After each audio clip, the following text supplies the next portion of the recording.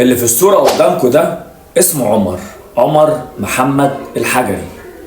عمر للأسف الشديد حاليا دلوقتي في العناية المركزة بين الحياة والموت، محتاج لكل دعوات الناس. ايه اللي حصل لعمر عشان يوصل بيه الحال ان هو يخش عناية مركزة؟ يلا بينا عشان احكي لك، بس يا ريت تعمل لايك وشير كتير للفيديو دوت عشان خاطر الفيديو ده مهم جدا جدا. ويلا بينا مع بعض احكي لكم التفاصيل الكاملة في اصل الجريمة.